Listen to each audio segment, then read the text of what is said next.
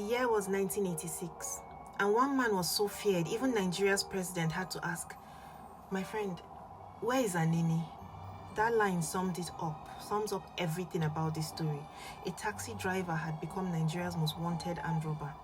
The police couldn't catch him, the public was panicking, and the man himself, he wasn't even hiding. He was robbing banks in broad daylight, spraying money in markets, chilling with his babes. This is how Lawrence Anini, aka The Law, brought a whole country to its knees. He was born around 1960 in a small village called Orowo in present-day Edo State.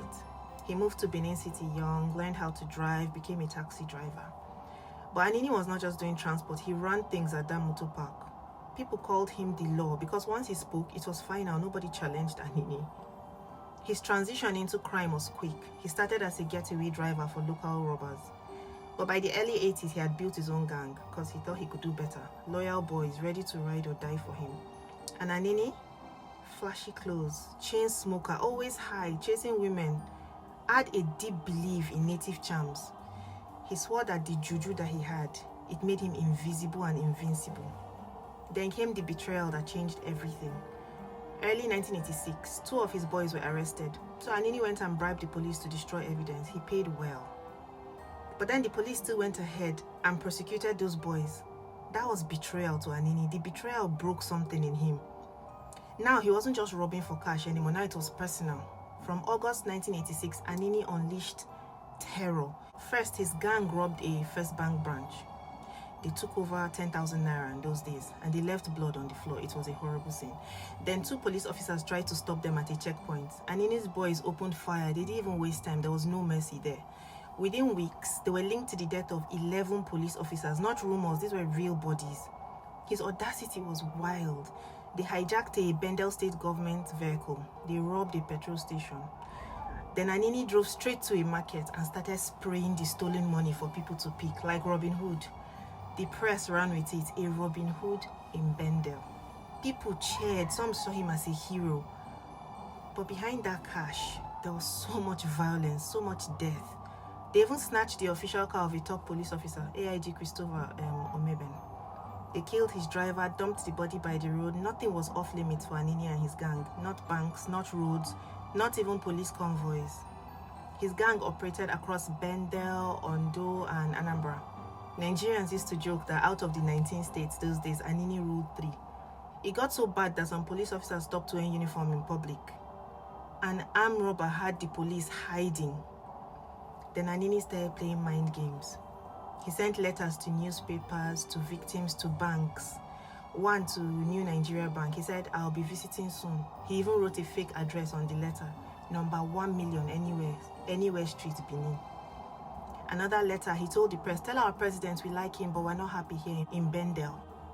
And the scariest part, every time police planned a raid, he disappeared. Why? Simple, he had help inside. George Iyamo, senior police officer. He was giving Anini weapons, intel, protection, in exchange for, of course, cash. This was the same man that was leading anti-robbery efforts in the state. Iyamo had cars, he had money, properties. None of it matched his police salary. He was living off of blood money. Anini's gang had an inside man at the top, and that's how they kept getting away all the time. But eventually, the pressure hit a breaking point.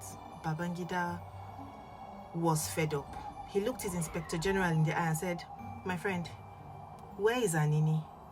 That was it. The old IGP was removed and a new one, Muhammadu Gambo Jimaita, came in hot. And he promised to catch Anini. And he kept that promise in 1 month. December 3rd, 1986, police traced Anini to number 26 Oyemwosa Street in Benin City. SP Kayode led the squad. When they knocked, Anini opened the door himself. He was smiling. He tried to lie. And he said, when they said, where is Anini? He said, Anini is inside. Anini is inside. But they didn't believe him, so they shot him in the leg. They shot him twice in the leg. They blew that leg off. Even in pain, he tried to act calm. But then they asked him again, are you Anini? He finally gave up. He said, my brother, I no go lie. I be Anini. I am Anini. Instead of rushing him to surgery, they paraded him first. By the time he got to hospital, it was too late. That leg was gone. They had to amputate it.